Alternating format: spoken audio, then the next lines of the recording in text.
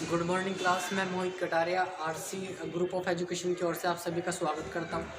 देखिए, आज हम जो है 11वीं क्लास का पहला चैप्टर पढ़ने वाले हैं जिसका नाम है सेट्स, यानी कि हिंदी में हम इसे बोलते हैं समुच्चय। ठीक है, तो हम जानेंगे कि सेट्स क्या होता है, ठीक है, और सेट्स किसे कहते हैं। देखिए, मैं ज़्यादा जो है हिंदी का तो यूज़ नहीं करूँगा, मैं इंग्लिश में यूज़ करोगे और आप भी जो है इंग्लिश में ही यूज़ करना, क्योंकि इंग्लिश में थोड़ा आसान रहता है। बार बार आप समुच्चय लिखोगे तो मैं जब इसे रिप्रेजेंटेशन करूँगा सेट को, तो मैं एस से रिप्रेजेंट करूँगा, ना कि से। ठीक है, तो आप देखिए हिंदी में एक बार इसे लिख देता हूँ कि क्या बोलते हैं ना, तो इसे हिंदी में बोलते हैं समुच्चय।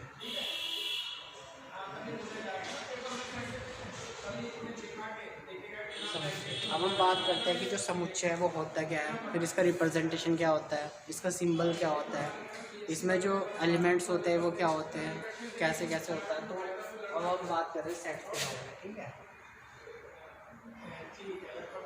सेट जिसे हिंदी में हम क्या बोलते हैं, समुच्चय।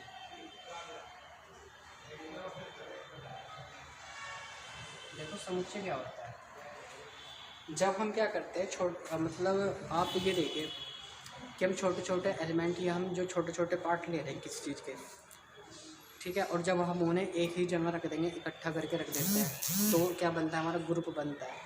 तो ऐसे ही जो हमारा समुच्चय होता है, जो हमारा सेट होता है, ये होता क्या है, ये ग्रुप ऑफ एलिमेंट होता है। तो मतलब ऐसे एलिमेंटों का एक समूह जो वेल डिफाइन हो। वेल डिफाइन का मतलब होता है जो 100% ट्रू हो। ठीक है, जैसे मैं कह दूं कि सेब का एक सेट्स बाय सेब ले लो, आप ऑरेंज ले लो। अब देखो सेब का जो ग्रुप होगा उसमें केवल और केवल आपकी सेब ही रहेगी।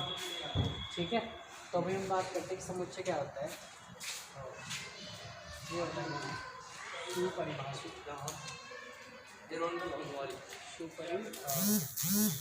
सुपरिभाषित,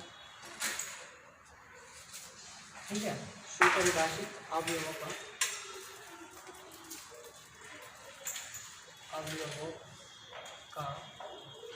एक समूह। ठीक है, तो सुपरिभाषित अवयवों का एक समूह, जो एक समूह होता है, ठीक है, क्या कहलाता है, सुपरिभाषित अवयवों का एक समूह ही समुच्चय कहलाता है। ठीक है, ये है समुच्चय कहलाता है, समुच्चय कहलाता है।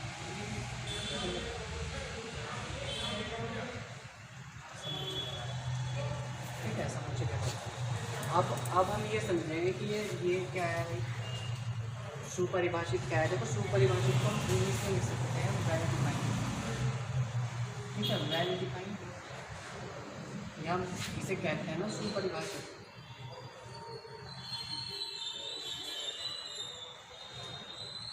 सुपरिभाषित, देखिए इसका मीनिंग क्या होता है, इसका मीनिंग होता है मतलब कुछ भी होना चाहिए 100% ट्रू। मान लें किसी भी तत्व के हम एलिमेंट ले रहे हैं, नंबर ऑफ ग्रुप्स ले रहे हैं, अवयवों का एक समूह लिया, तो वो अवयवों का एक समूह जो होता है वो 100% ट्रू होना चाहिए। तो 100% ट्रू का मतलब है कि जो अवयव, सारे के सारे जितने भी अवयव उस सेट के अंदर है वो सारे के सारे एक जैसे होने चाहिए। उनका जो क्वालिटी है, जो उनके अंदर विशेषता है, जो गुण है, वो हमारा सभी का एक ही होना चाहिए, चाहे हम कोई भी अवयव उसका उठा लें। ठीक है, तो वेल डिफाइन का मतलब ये होता है आप 100% ट्रू बोल सकते हैं, 100% ट्रू। अच्छा, इस सेट्स तो लिख दिया मैंने कि सेट क्या कराता है। अगर सेट को लिखते कैसे हैं, अगर मैं सेट्स की बात करता हूँ तो सेट को देखो हम क्या करते हैं, सेट्स के लिए हमने कैपिटल एस और इक्वल लगाया। सेट्स को लिखने के लिए हम क्या करते हैं, मजला ब्रैकेट का यूज़ करते हैं, इसे बोलते हैं मजला ब्रैकेट। ठीक है, मजला ब्रैकेट में ही मैं लिख सकता हूँ यहाँ पर जैसे AEI O U, और इन सब के बीच में क्या करेंगे, कोमा लगाना जरूरी है। फिर दोबारा से हम क्या कर देंगे, इसे मजला ब्रैकेट में बंद कर दिया। ठीक है, जब हमने इसे मजला ब्रैकेट में बंद कर दिया तो ये हमारा क्या बन गया, ये हमारा सेट बन गया है। अब ये सेट किसका है, देखो ये जो अवयव है वो वेल डिफाइंड है, जैसे ए हो गया, ई हो गया, आई होगा, ये हो गया। ठीक है, तो ये सारे के सारे वेल डिफाइंड मतलब 100% ट्रू है। ट्रू का मतलब है सेट किस चीज़ का है। आपने एक चीज़ पढ़ी होगी इंग्लिश में जिसे हम बोलते हैं वोबल्स। तो वोबल्स का ही एक सेट क्या है, ये एक सुपरिभाषित है। इसका मतलब हमें पता है कि जो AEI OU होते हैं वो क्या आता है, वोबल्स होते हैं, और वोबल्स है तो हर जगह ये वोबल्स का ही काम करेंगे। अब ये तो है नहीं, ये किसी और चीज़ का काम कर दे। ठीक है, तो ये वोबल्स है तो वोबल्स का ही काम करेंगे। अच्छा, इसे मैं लिख सकता हूँ, इसे इधर लिखता हूँ कि है क्या, ये है हमारा सेट ऑफ वोवेल्स है, set of vowels. Vowels vowels का जो एक सेट है वो क्या है, ये 100% जो है मतलब ये वेल डिफाइंड है, सुपरिभाषित है। ठीक है, अब जैसे मैं इसमें से ए भी निकालता हूँ तो ये भी क्या होगा, वेल डिफाइन होगा, मतलब ये भी वोवेल्स का एक सेट्स का क्या है, एक एलिमेंट है। ठीक है, अच्छा इन्हें हम क्या बोलते हैं, ये जो चीज़ है, ये जो अवयव बोलते हैं, इसे बोलते हैं अवयव। अवयव, ठीक है, अवयव बोला जाता है इसे। ये हो गया हमारा समुच्चय इनके सेट्स होगा। अच्छा, और कुछ एग्जाम्पल लेते हैं, जैसे ये तो हुआ ए आई ओ यू हो गया। अब हम बात करते हैं प्राकृतिक नंबर की, बात करते हैं ना, जैसे प्राकृतिक संख्या।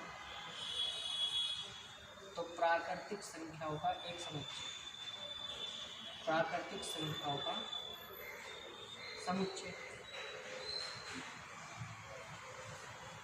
प्राकृतिक संख्याओं का समुच्चय। हमें पता है कि प्राकृतिक संख्या क्या होती है। प्राकृतिक संख्या सिर्फ वो संख्या होती है जो एक से शुरू होती है और क्या इन्फिनिट तक चली जाती है। ठीक है, तो प्राकृतिक संख्या आप लिखो, जैसे मैंने लिख दिया 1 2 3 4 एंड सो ऑन। ये हो गया आपकी प्राकृतिक संख्या, और हमें प्राकृतिक संख्या का सेट बनाना है। तो सेट बनाने के लिए किसका यूज़ करना पड़ेगा, हमें मझला ब्रैकेट लगाना पड़ेगा। आप ही मझला ब्रैकेट लगाइए, तो मझला ब्रैकेट लगा दिया, और इसके बाद ये जो है ये हमारा एक सेट बन गया। किसका सेट बना, मतलब किसका समुच्चय हुआ, प्राकृतिक संख्याओं का एक समुच्चय बना दिया हमने। ठीक है, तो सिंबल क्या हुआ फिर इस टाइप से, अगर हम बात करते हैं कि सिंबल की या संकेत क्या होता है, तो संकेत या सिंबल, इसका संकेत या इंग्लिश में बोलते हैं सिंबल क्या हुआ। अगर कोई भी हमें सेट बनाना है, किसी भी मतलब ग्रुप का हमें समुच्चय का रूप देना है, तो हम क्या करेंगे, मझला ब्रैकेट लगाएंगे और दोनों तरफ से बंद कर देंगे, और इनके बीच में जो है कोमा भी लगाएंगे। ठीक है, तो ये हमारा क्या बन जाएगा, एक सेट बन जाएगा, समुच्चय बन जाएगा। तो संकेत क्या होगा, इससे इस टाइप से हम क्या करें, हम एक मझला ब्रैकेट बना देंगे, और उस मझला ब्रैकेट के जो अंदर हो गए वो हमारे एलिमेंट कहलाएंगे, अवयव कहलाएंगे, किसके समुच्चय के ही अवयव कहलाते हैं। ठीक है, तो ये जो देखो वेल डिफाइंड का और भी आप जो है एग्जांपल ले सकते हैं। जैसे हम बात करते हैं भारत की नदियों का समुच्चय, तो भारत की नदियों में देखो क्या होगा, 100% ट्रू है, वेल डिफाइन क्यों है, क्योंकि भारत की नदियों का समुच्चय में भारत की ही नदियाँ आएगी। अब अगर मैं कह दूँ नील नदी का समुच्चय, नहीं नील नदी नहीं, मैं कह सकता हूँ कि भारत नदियों का समुच्चय, और मैंने उसमें रख दी है आपकी नील नदी। तो आप ये बताओ कि नील नदी जो है कहाँ पर है, नील नदी है अफ्रीका में। तो अगर नील नदी अफ्रीका में है तो ये भारत की नदियों में होगा, तो बिल्कुल नहीं होगा। तो हम कह सकते हैं कि फिर वो जो नील नदी है वो हमारा वेल डिफाइंड नहीं है, क्योंकि भारत के अंदर एग्जिट ही नहीं करती। ठीक है, तो और एग्जांपल लेंगे हम इसके, ये संकेत हो गया, ये हो गया ना सुपरिभाषित। चलो अब थोड़े से और एग्जांपल लेंगे। पहले है ना, जैसे मैंने बताया आपको भारत की नदियों का समुच्चय या भारत की नदियों का समुच्चय। ठीक है, या ये ले लो कि भारत के जो भी राष्ट्रपति हुए हैं, स्वतंत्र राष्ट्रपतियों का समुच्चय। ठीक है, भारत के स्वतंत्र, ठीक है, स्वतंत्र नहीं, स्वतंत्रता, भारत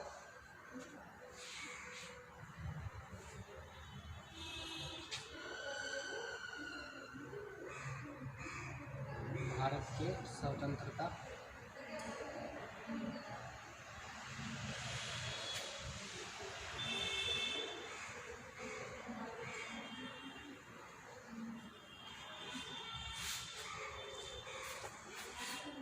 जैसे भारत की नदियों का समुच्चय हो गया, और हो गया हम यहाँ पे लिख सकते हैं कि 100 से कम, 100 से कम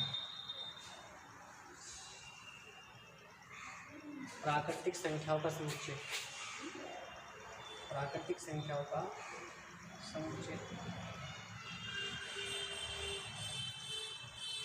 अच्छा, आप ये तो हो गए सारे के सारे किसके एग्जाम्पल से वेल डिफाइन थे, चाहे वो नेचुरल नंबर हो या होल नंबर हो। तो होल नंबर का भी अगर हम क्या करते हैं तो पूर्ण संख्याओं का समुच्चय क्या होगा, वेरिफाइन होगा, क्योंकि हमें पता है कि पूर्ण संख्या कहाँ से शुरू होती है और नंबर 0 से स्टार्ट होता है और इन्फिनिट तक जाता है।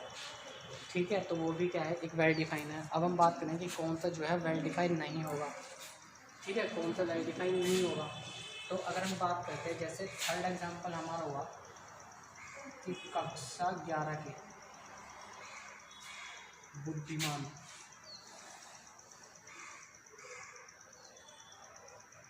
कक्षा 11 के बुद्धिमान छात्रों का समुच्चय, छात्रों का समुच्चय। देखो इस चीज़ को समझाओ, बुद्धिमान को। ठीक है, कोई भी जो छात्र होगा वो हमारे लिए बुद्धिमान हो सकता है, तो ये ज़रूरी नहीं होता कि वो सभी के लिए क्या हो जाए, बुद्धिमान हो जाए। क्योंकि जैसे मैं ही हूँ, अब कुछ लोग क्या कर रहे होंगे, आप में से ही कुछ लोग ये सोच रहे होंगे कि ये टीचर बहुत अच्छा है, कुछ लोग आप में सोच रहे हैं टीचर बहुत बेकार है।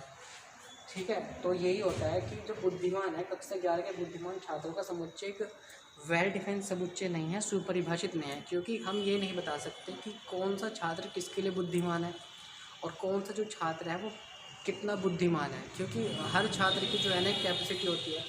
भाई कोई फिजिक्स में अच्छा पढ़ लेता है, अच्छा स्कोर कर लेता है, कोई मैथ बड़ी अच्छी तरीके से जानता है। ठीक है, कोई जो है इंग्लिश बड़ी अच्छी तरीके से जानता है। तो हम क्या कर सकते हैं, बुद्धिमान को जो है डिफाइन नहीं कर सकते कि कोई छात्र कितना बुद्धिमान है। ठीक है, लेकिन अगर तो ये वेल डिफाइन नहीं है, ये तो सुपरिभाषित नहीं है। इसके ही अकॉर्डिंग अगर हम चलते हैं, अगर मैं लिखता कि कक्षा 11 की,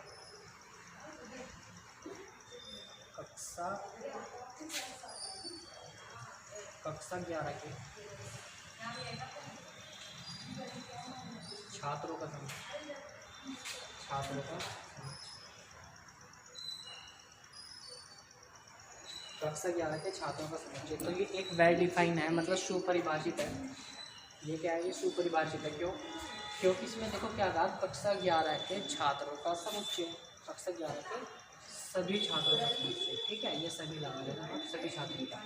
तो इसका मतलब है इस समुच्चय के अंदर वो सारे के सारे मतलब छात्र आ गए हैं जो कक्षा 11 में पढ़ते हैं।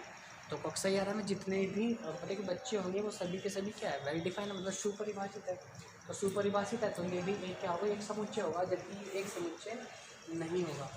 अच्छा, आपने बस प्राकृतिक नंबर बताया, अभी हम नंबर के बारे में भी बात करेंगे। ठीक है, पहले मैं क्या करता हूँ, अवयव बता देता हूँ कि सेट के अवयव क्या होते हैं, है ना।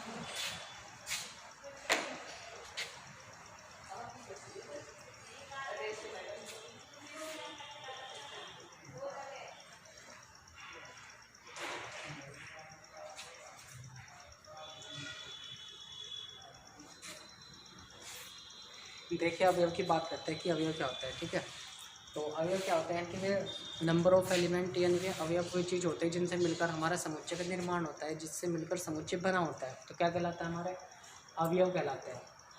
ठीक है, अवयव की बात करते हैं। अवयव ये हो जाएगा जिनसे मिलकर, जिनसे मिलकर, जिनसे मिलकर समुच्चय, या फिर हम कह सकते हैं कि समुच्चय का निर्माण होता है, निर्माण होता है। जैसे कि मैं वही सेट लेता हूँ, दोबारा से एस बराबर मैं लेता हूँ मजला ब्रैकेट ए ई आई ओ और यू। ठीक है, तो ये किसका एक सेट है, वो भी उसका एक सेट होगा जिसमें ए होगा, ई होगा, आई होगा, ओ और यू होगा। ठीक है, तो ये क्या है, ये हमारे अवयव हैं। इन्हें क्या बोलते हैं, ये सभी हमारे क्या कहलाते हैं, एक भी अवयव है, एक भी अवयव है, सभी के सभी क्या है, अवयव है। ठीक है, सभी के सभी क्या होता है, अवयव। और नोटेशन मैंने आपको बताया था कि मजला ब्रैकेट से हमेशा क्या कर सकते हैं, मजला ब्रैकेट से रिप्रेजेंट करते हैं। ठीक है, इसके बाद हम एक चीज़ और पढ़ेंगे, एक चीज़ और क्या पढ़ेंगे, मान लिया हमने एक सेट ले लिया। अच्छा, आप ये बताओ, इसे बोलते हैं हम बिलोंग्स टू, बिलोंग्स टू। ठीक है, और इसे हम बोलेंगे नॉट बिलोंग्स टू। इस टाइप से कट करते हैं, इसे बोल रहे हैं नॉट बिलोंग्स टू।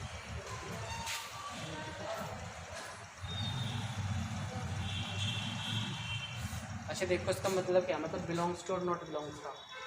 अगर मैं ये जो सेट है, इस सेट में से मैं एक अवयव निकालता हूँ, जैसे कि मैं क्या करता हूँ, मैंने ये सेट था, इस सेट में से एक अवयव निकाल लिया ए। तो अब आप मुझे ये बताइए कि ये जो क्या ये एलिमेंट इस सेट एस के अंदर है या नहीं। आप कहेंगे सर है, बिल्कुल है, ए तो क्या है इस सेट के अंदर है, और जब सेट के अंदर है तो हम ये लिख सकते हैं कि एस बिलोंग्स टू ए, ठीक है, या ऐसे लिख सकते हैं कि ए बिलोंग्स टू एस, ये बेटर रहेगा इसमें तो, है ना। इसे क्या लिखेंगे, ए बिलोंग्स टू एस। इसका मतलब जो होता है वो ये है कि जो ए एलिमेंट है, जो अवयव ए है, वो सेट एस के अंदर है, अर्थात एस का एक क्या है, एक समुच्चय है इसका, ठीक है। बट अगर मैं मान लीजिए जैसे बी है और ये एस है, अब आप मुझे ये बताइए कि क्या बी इस सेट एस के अंदर है। तो हमें पता है कि बी तो सर इसमें है ही नहीं, एस सेट के अंदर नहीं है, तो ये क्या है कि बी जो है वो एक एस का अवयव नहीं है, तो हम इसे लिखेंगे B not belongs to S, ठीक है। इसका मतलब है कि जो बी है, बी अवयव है हमारा, वो सेट एस का समुच्चय या सेट एस का अवयव नहीं है, ठीक है। तो बस आज इतना ही पढ़ेंगे, है ना, कि बिलोंग्स टू क्या था, और मैंने आपको देखो क्या क्या बताया, मैंने आपको बता दिया कि समुच्चय क्या होता है, ठीक है, उसे रिप्रेजेंट कैसे करते हैं ये भी बता दिया, अवयव क्या होता है ये भी बता दिया, निर्माण कैसे होता है ना, और रिप्रेजेंट कैसे करते हैं, मजला ब्रैकेट में बंद कर देते हैं और मजला ब्रैकेट के अंदर कोमा। अच्छा, एक वर्ड आया था इसमें कि अवयव यानी कि सुपरिभाषित क्या होता है, वेल डिफाइंड, जो 100% ट्रू हो, ये भी आपको बता दिया, ठीक है। तो आगे तो सुनते करते हैं, फिर आगे की बात हम कल करेंगे।